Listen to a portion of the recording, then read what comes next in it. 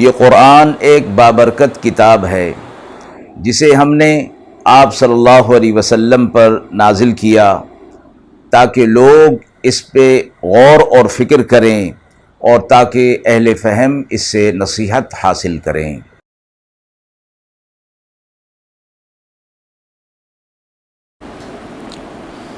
بسم اللہ الرحمن الرحیم۔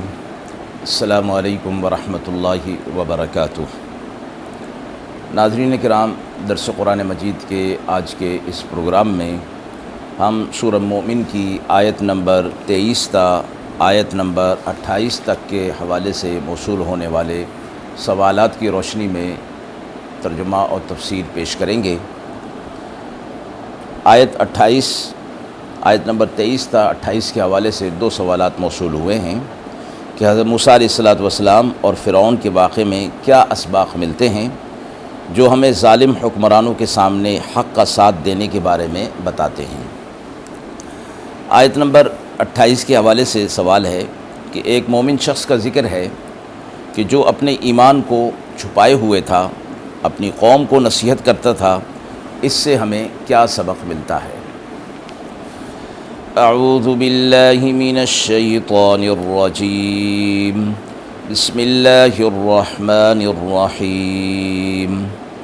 وَلَقَدْ أَرْسَلْنَا مُوسَى بِآيَاتِنَا وَسُلْطَانٍ مُبِينٍ إِلَى فِرْعَوْنَ وَهَامَانَ وَقَارُونَ فَقَالُوا سَاحِرٌ كَذَّابٌ فَلَمَّا جَاءَهُم بِالْحَقِّ مِنْ عِنْدِنَا قَالُوا اقْتُلُوا أَبْنَاءَ الَّذِينَ آمَنُوا مَعَهُ وَاسْتَحْيُوا نِسَاءَهُمْ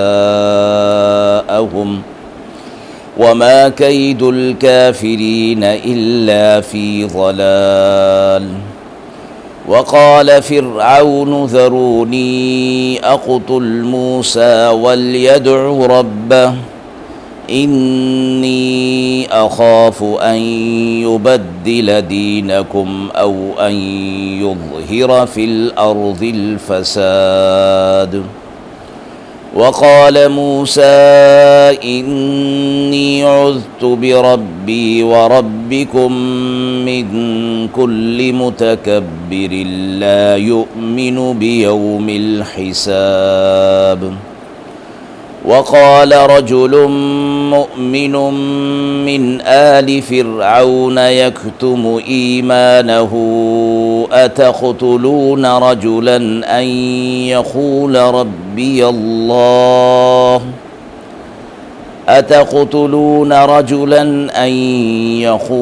رَبِّيَ اللَّهُ وَقَدْ جَاءَكُم بِالْبَيِّنَاتِ مِن رَّبِّكُمْ وَإِن يَكُ كَاذِبًا فَعَلَيْهِ كَذِبُهُ وَإِن يَكُ صَادِقًا يُصِبْكُم بَعْضُ الَّذِي يَعِدُكُمْ إِنَّ اللَّهَ لَا يَهْدِي مَنْ هُوَ مُسْرِفٌ كَذَّابٌ۔ آیات مبارکہ کا ترجمہ ملاحظہ فرمائیں۔ اور ہم نے موسیٰ علیہ السلام کو بھیجا اپنی نشانیاں دے کر اور کھلی ہوئی سند دے کر فرعون اور حامان اور قارون کی طرف۔ پھر کہنے لگے یہ جادوگر ہے، جھوٹا ہے۔ پھر جب پہنچا ان کے پاس لے کر سچی بات ہمارے پاس سے، بولے مار ڈالو بیٹے ان کے اور جو ایمان لائے ہیں ان کے ساتھ، اور زندہ رکھو ان کی عورتوں کو،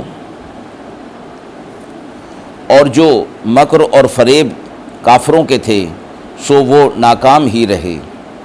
اور بولا فرعون مجھ کو چھوڑو کہ مار ڈالوں موسیٰ کو، اور پڑا پکارے اپنے رب کو، میں ڈرتا ہوں کہ بگاڑ دے تمہارا دین یا پھیلائے ملک میں فساد۔ اور کہا موسیٰ علیہ السلام نے میں پناہ لے چکا ہوں اپنے اور تمہارے رب کی ہر غرور والے سے جو ایمان نہ لائے حساب کے دن پر۔ اور بولا ایک مرد ایماندار فرعون کے لوگوں میں سے جو چھپاتا تھا اپنا ایمان، کیا مارے ڈالتے ہو ایک مرد کو اس بات پر کہ کہتا ہے کہ میرا رب اللہ ہے، اور لایا تمہارے پاس کھلی ہوئی نشانیاں تمہارے رب کی، اور اگر وہ جھوٹا ہوگا تو اس پر پڑے گا اس کا جھوٹ، اور اگر وہ سچا ہوگا تو تم پر پڑے گا کوئی نہ کوئی وعدہ جو تم سے کرتا ہے۔ بے شک اللہ راہ نہیں دیتا اس کو جو بے لحاظ اور جھوٹا ہو۔ مذکورہ آیات کے حوالے سے جو سوال موصول ہوئے ہیں کہ حضرت موسیٰ علیہ السلام اور فرعون کے واقعے میں کیا اسباق ہمیں ملتے ہیں کہ جو ظالم حکمران کے سامنے حق کا ساتھ دینے کے بارے میں بتاتے ہوں۔ اللہ تبارک و تعالی نے حضرت موسیٰ علیہ السلام کو کھلی ہوئی نشانیاں اور معجزات دے کر فرعون کی طرف بھیجا اس کی ہدایت کے لیے، لیکن فرعون اپنی مستی کے اندر مدہوش تھا اور اپنی طاقت کے اندر اس کو بڑا گمان تھا اور تکبر تھا اسے، اور موسیٰ علیہ السلام کا ہر طرح سے اس نے مقابلہ کرنے کی کوشش کی۔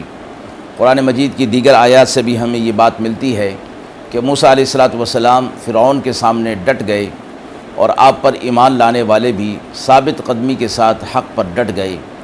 اللہ رب العزت کی مدد و نصرت حق والوں کے ساتھ ہی ہوا کرتی ہے۔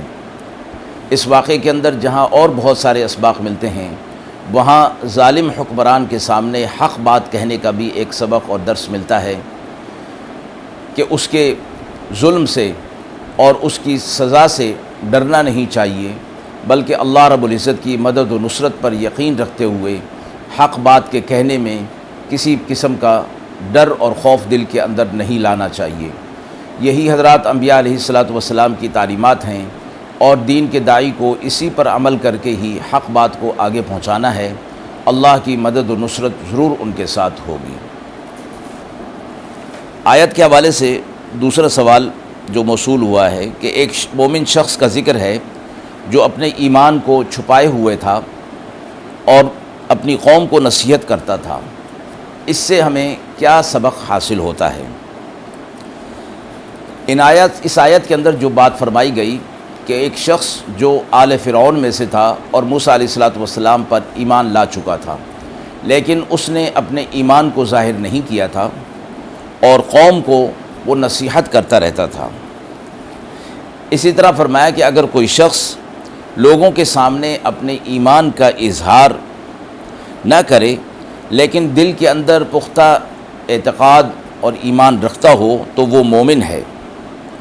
ایمان کے مقبول ہونے کے لیے یہ فرمایا گیا کہ صرف دل کا یقین ہونا کافی نہیں، بلکہ زبان سے اقرار کرنا بھی شرط ہے۔ جب تک زبان سے اقرار نہ کرے گا مومن نہ ہوگا۔ البتہ زبان کا اقرار لوگوں کے سامنے کرنا اور اعلان کرنا ضروری نہیں ہے۔ اس کی ضرورت اس وقت ہوتی ہے کہ جب لوگوں کو اس کے ایمان کا علم نہیں ہوگا تو وہ اس کے ساتھ مسلمانوں جیسا سلوک نہیں کر سکیں گے۔ البتہ جب تک حالات ایسے نہ ہوں کہ وہ اپنے ایمان کو ظاہر کر سکے تو وہ اپنے ایمان کو خفیہ رکھ سکتا ہے، اور جب حالات اس کے موافق ہو جائیں تو پھر وہ اپنے ایمان کا اظہار کر دے۔ ناظرین کرام، ہم امید کرتے ہیں کہ موصول ہونے والے سوالات کی روشنی میں جو تفسیر پیش کی گئی اس سے آپ کو اطمینان ہوگا۔ آپ کے بھی اس حوالے سے اگر کوئی سوالات ہوں تو آپ کمنٹس باکس میں ضرور دیجئے، انشاءاللہ ان کے جوابات دینے کی کوشش کی جائے گی۔ وآخر دعوانا ان الحمد للہ رب العالمین۔